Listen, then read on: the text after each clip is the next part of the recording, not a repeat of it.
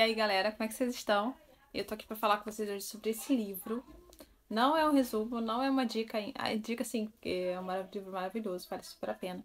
E eu li ele no passado, voltei a ler agora, porque o Clube de Leitura escolheu ele como um livro do mês de abril. E eu achei que seria legal relê-lo e ir num clube de leitura, né? Que você consegue absorver melhor, consegue ter explicações e tal. Então, é um livro que vale a pena ser relido aí algumas vezes na vida, com certeza. Então, o que esse livro diz, né? O título dele é Você é Aquilo que Ama. É um livro bem interessante. Tem um tempo de lançado, tá? Tem uma crítica muito boa em cima dele. E ele traz essa perspectiva diferente pra gente. Pra mim, pelo menos pra mim, foi bem, assim... Ainda tá sendo bem impactante, apesar de ser a segunda vez que eu tô lendo. De que a gente é aquilo que a gente ama, não é aquilo que a gente racionalmente acha que quer, não é aquilo que a gente faz força pra ser, mas aquilo que a gente deseja no profundo da nossa alma. Então ele traz essa temática, né, de que é o nosso desejo que coordenam a nossa vida, que faz com que a gente tome decisões A ou B ou C, entendeu? Então tudo que a gente deseja, a gente ama, vai estar orientando as nossas decisões. E isso, muitas vezes, de forma inconsciente, porque às vezes a gente não sabe o que a gente ama realmente, né? Às vezes a gente tem noções ali no nossa parte consciente, mas profundamente o que realmente a gente ama é que vai estar orientando nossas decisões. Então é muito importante isso estar ordenado, estar no nosso consciente, isso está sendo revisado continuamente, para que a gente não seja guiado por desejos errados, por vontades desordenadas, por amores que não estão baseados no Senhor. Então o autor traz essa temática. Ele fala que a gente ama não porque a gente escolhe amar, é algo inerente a nós como criaturas de Deus. Nós fomos criados dessa forma, a gente ama independente do que a gente decidir amar, ou a nossa mente foi programada, ou a gente foi influenciado pela nossa cultura. Então a gente vai amar alguma coisa. A questão não é se você ama ou não. A questão é o que você ama.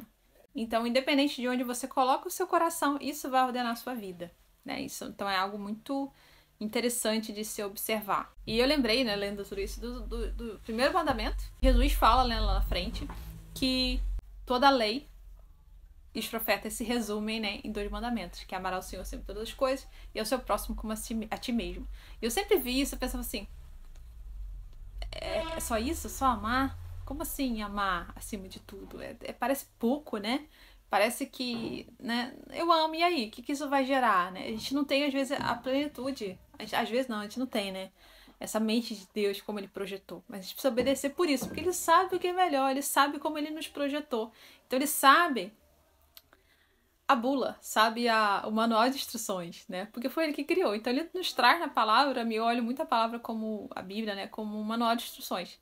Que é pra gente, entendeu? Saber como a gente funciona, saber como lidar, saber como ordenar os nossos sentimentos, nossas emoções. Então ele tá trazendo isso continuamente na palavra para que a gente venha viver tudo que ele tem para nós. Porque se a gente vive com esse coração dividido ou desordenado, a gente não vai conseguir desfrutar dos planos dele para nossa vida. O autor fala que o nosso coração, o que a gente ama, é como se fosse uma bússola.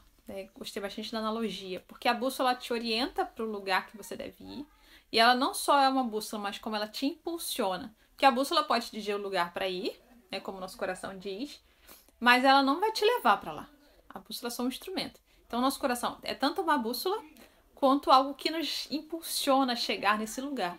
Então, é muito importante estar ciente daquilo que ordena a nossa vida, que está no profundo do nosso coração, porque é isso que nos guia. O autor traz uma observação que eu achei interessante colocar aqui para vocês, que a gente só vai encontrar essa plenitude, que acho que é a palavra mais ideal, a realização completa, quando a gente ordena o nosso coração, quando a gente o nosso coração está alinhado a esse amor a ele. Por isso que ele é o primeiro mandamento, por isso que ele é mais importante.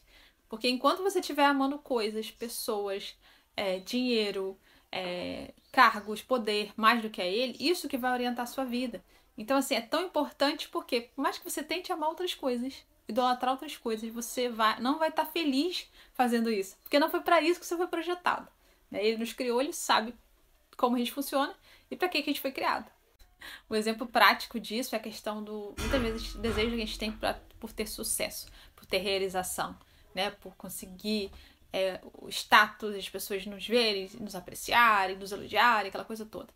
Então, quando você tem isso como seu Deus, como seu objetivo, você vai fazer tudo para conseguir.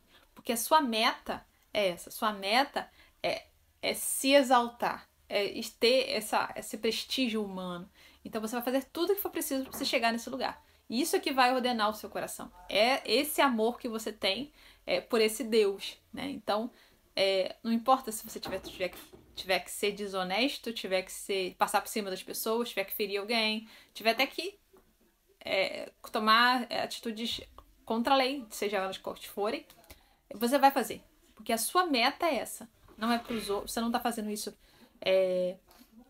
Você não tá fazendo isso pra Deus, tá fazendo pra você. Você é o Deus nesse momento. Você é o Deus nesse desejo que você tem. Então você vai fazer tudo para que isso aconteça. E o autor traz uma observação muito interessante sobre a questão. Ele vai destrinchando o que é o amor, que não é uma emoção, né? Não é só um sentimento, é uma coisa que se estabelece em ações e tudo mais. Então ele vai trazer, né? Eu trouxe um trecho de Colossenses que fala revestíveis do amor, revestíveis da bondade, da misericórdia, né? Ele traz esses atributos e fala no final, né? E acima de todas essas virtudes, revistam-se do amor. O amor é o vínculo da perfeição que une tudo isso, que estabelece tudo isso. É como o fruto do Espírito. A gente tem o fruto ali. Então a gente tem aquelas características, mas o amor é o que traz essa unidade a esses sentimentos. Então ele mostra que essas coisas são virtudes. O amor é uma virtude. Ele traz uma definição interessante de virtude bem básica, que facilita muito o entendimento, vou ler para vocês. Virtude, de modo bem simples, são bons hábitos morais, né? Tipo, você ser compassivo, você ser paciente, você ser bondoso. São virtudes, são hábitos que você desenvolve ou não. Não tem a ver tanto com uma atitude positiva, mas como uma predisposição interna, como algo interno que te induz, que te leva a ter aquele comportamento. Então não é o que eu digo, você tem que fazer, senão você vai ser preso. Você tem essa coisa que flui, essa virtude natural de você, né? Então ele vai destrinchando o assunto. Eu nem terminei o primeiro capítulo, então assim, é bastante rico de detalhes, de informações maravilhosas, assim. E ele traz que essas virtudes, elas são aprendidas, mas não com intelecto, exatamente. O intelecto faz parte, que a gente não vai, né, depositar uma caixinha ou beber uma coisa e vai ser virtuoso, mas você vai aprendendo isso com duas formas diferentes, que eu achei interessantíssimo, a forma como ele explana isso. E a virtude, primeiro, ela não é algo que você atinge com o intelecto, que eu falo pra você, seja paciente, você vira paciente, vira uma pessoa paciente do nada. Eu queria se fosse assim, né? Eu gostaria. Mas não é. E outra coisa, ela não é natural. Não é uma coisa que flui naturalmente de você. Eu nasci uma pessoa que não mente, entendeu? Seus pais te ensinaram provavelmente a não mentir. E te ensinaram de várias formas, entendeu? Com muitas disciplinas, talvez com um bom chinelo, uma boa vara. Você aprendeu, aquilo entrou na sua essência. Então você se tornou uma pessoa que não mente. Se você aprendeu a lição, né? Caso você não tenha aprendido também, é muito possível. Então, assim, não são coisas naturais, né? Então, por isso que você ensina a criança, você repete. Disciplina, põe de castigo, educa, tal, para que essas virtudes entrem no coração dela e comecem a fazer parte de quem ela é. Só quando a gente é adulto, você já passou da fase da infância para aprender. Então, a gente faz... Como isso acontece na nossa vida? E acontece muitas vezes de forma natural. Primeiro com a imitação, depois com a prática. Então, essa colocação do autor eu achei fantástica. Por que a imitação? Porque vem a questão do exemplo. Porque às vezes a gente fala assim, né? Geralmente fala com pais. Você precisa ser exemplo pro seu filho. Você precisa, né, não só falar para ele orar, você precisa orar. Você não precisa falar só para ele ler a Bíblia. Você precisa ler a Bíblia. Então, assim, precisa ter uma vida de comunhão com o Senhor. Você pessoalmente. Não só dizer pro outro fazer. É igual você falar pro outro não mentir, você é mentiroso. Então, você não tá dando exemplo. Por quê? A gente aprende principalmente pela imitação. Então, não sei o que você está falando, não sei o que está saindo da sua boca, mas o que você está fazendo? Isso é muito mais importante do que o que você está dizendo.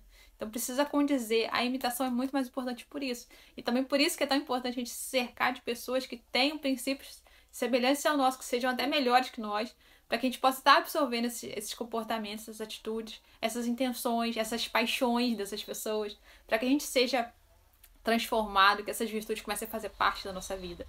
Segundo, que é tão fantástica quanto a imitação, é a prática. Por quê? É a repetição, né? Repetição.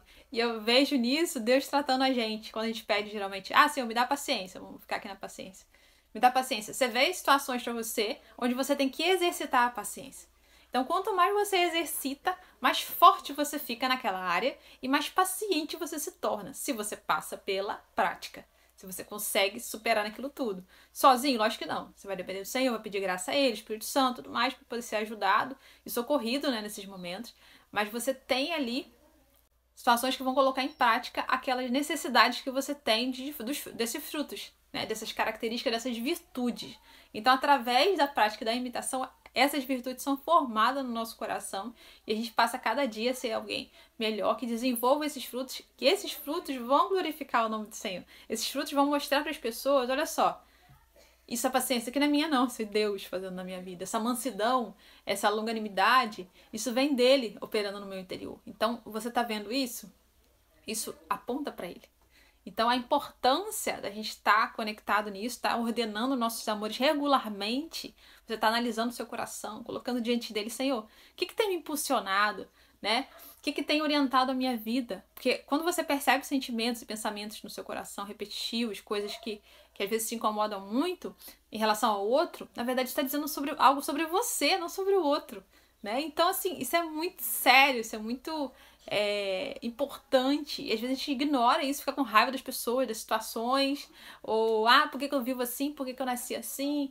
Por que eu não tenho isso ou aquilo? E, cara, tem um propósito nisso tudo. Tem uma intervenção do céu nisso tudo. Mas a gente precisa crer, a gente precisa colocar o nosso coração nisso e confiar, para que ele ordene o nosso coração. Uma coisa que é muito comum, e já sempre observei isso, e observo até hoje, é as pessoas irem para a igreja por causa dos seus problemas, né?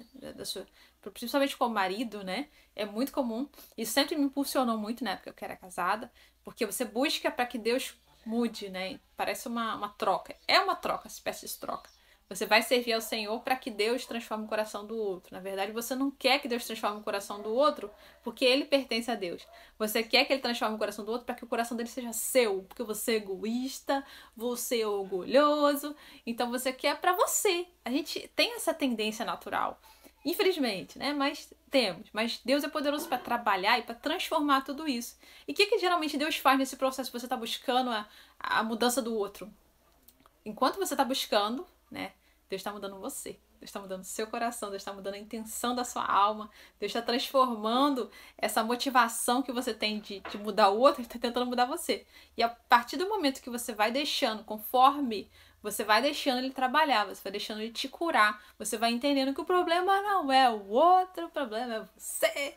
E Deus consegue entalhar, consegue moldar o nosso caráter, a nossa mente de acordo com os planos dele, para que a gente viva, né, o que ele tem para nós. Porque enquanto você tá focado, minha vida não vale nada, porque fulano é assim, eu sofri demais, nossa, não, porque ele não é crente, e não é possível, e por que tá desse jeito, por que é difícil, e com o tempo você vai vendo, cara, você é o problema. Né? O outro tem defeito? Tem, as pessoas têm defeitos, eu também tenho.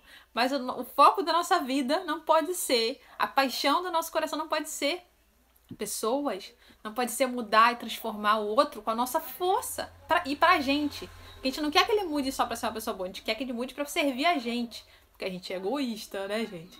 Então, assim, misericórdia, né? Que a graça do Senhor venha nos alcançar e nos ajudar a reordenar nossos amores. E fica a indicação de livro. Eu estou empolgadíssima, porque eu gostei muito desses insights. Quero compartilhar com vocês mais sobre esse livro. Eu ia gravar só um stories, mas eu falei, não, stories eu vou ficar meio sem essa organização mental para poder postar. E vai sumir com 24 horas. Eu achei que não valia a pena deixar só nos stories. Então, tô trazendo para vocês. Vou editar aqui para poder organizar os pensamentos, tirar as falhas de olhadas pro lado. E eu vou mandar pra vocês, tá bom, gente? Obrigada pela paciência, obrigada por chegar até aqui. Se o vídeo foi relevante pra você, compartilha, curte. E se não foi também, não tem problema, vida que segue, nem tudo serve pra gente o tempo todo. Deus abençoe e até a próxima.